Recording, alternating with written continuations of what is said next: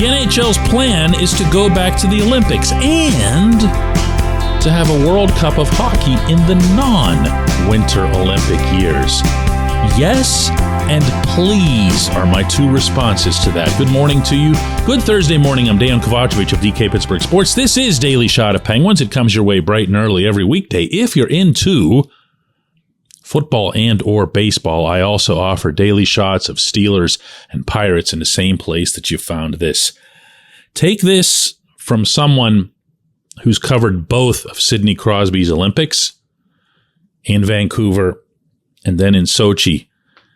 There's nothing like it. And it's, I guess, easy and almost, braggish or whatever to say it's totally different in person.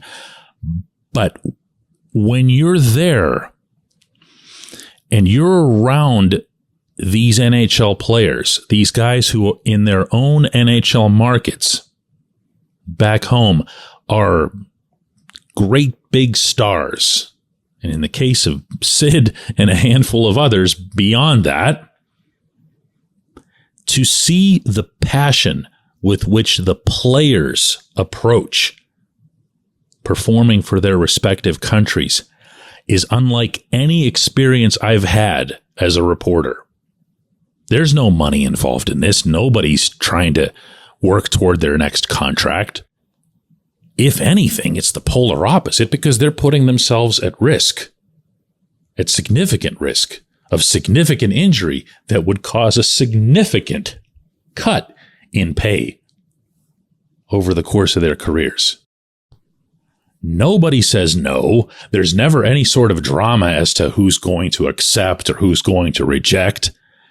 And even over these recent years in which Gary Bettman has taken his typically short-sighted, small-minded approach regarding the growth of this great game and saying, we don't want to go to the Olympics because they're not covering our flights overseas or accommodations, and they keep waiting for Thomas Bach and the IOC to jump up and say, yes, Gary, we'll take care of you.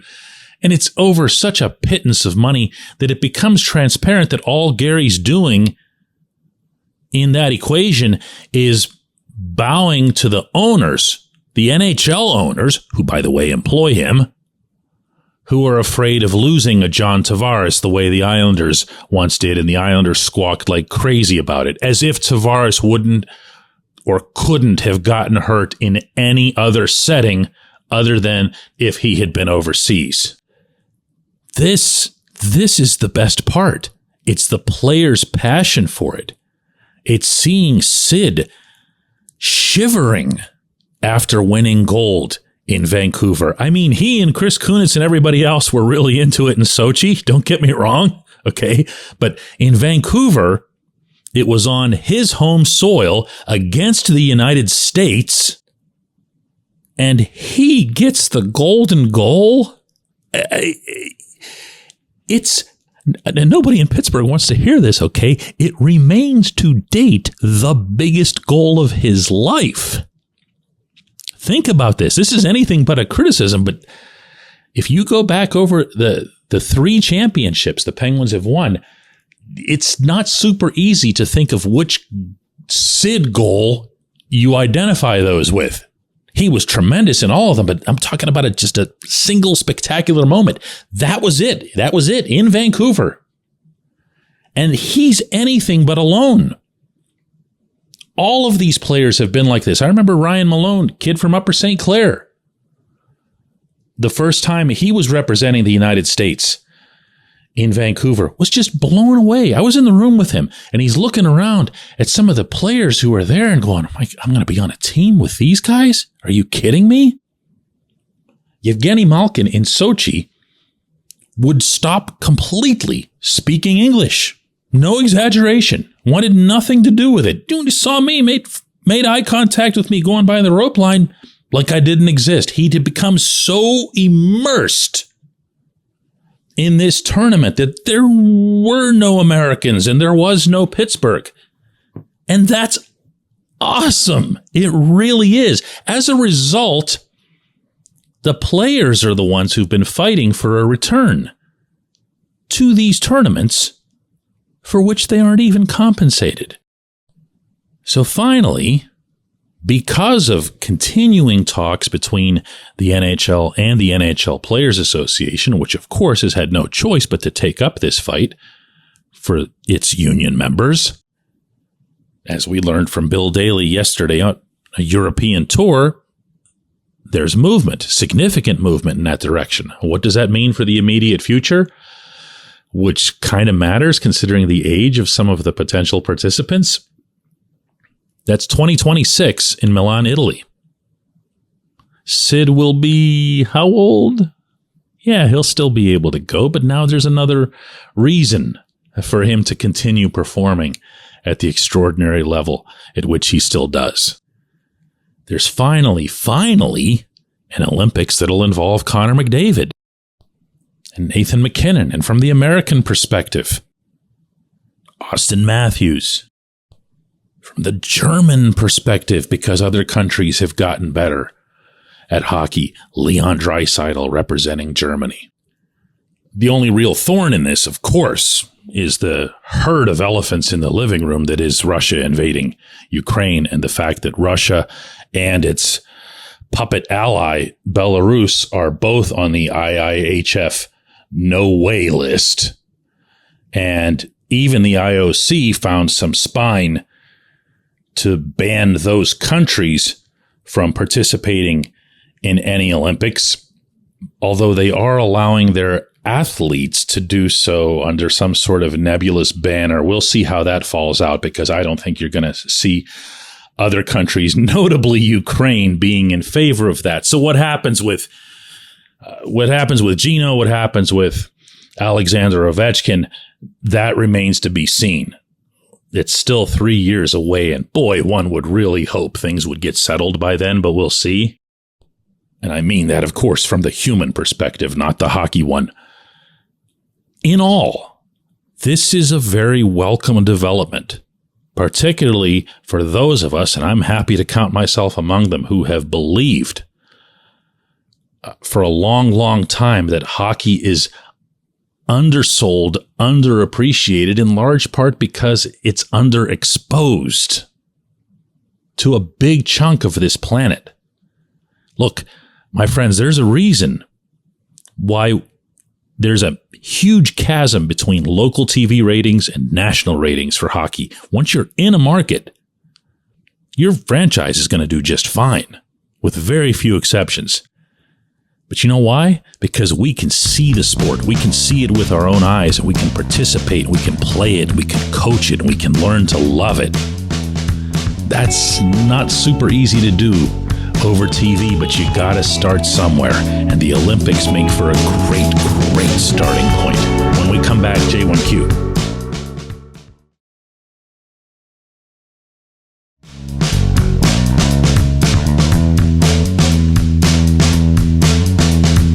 In lieu of a standard J1Q, today I asked you guys, I challenged you really, to communicate with me regarding your hopes for the Penguins this coming season. And the reason I say challenge is I didn't want somebody just giving me a record. You know, there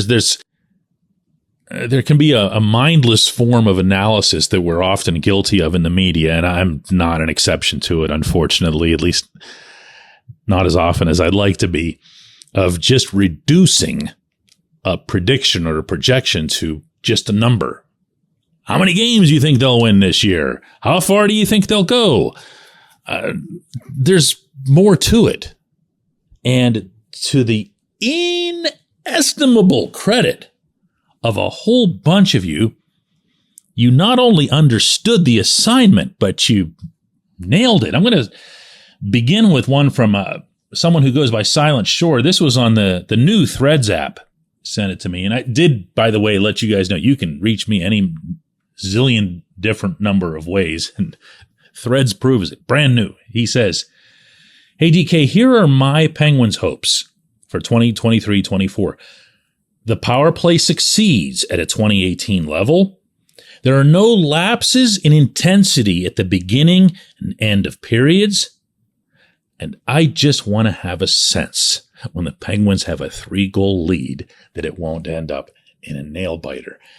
That's good stuff.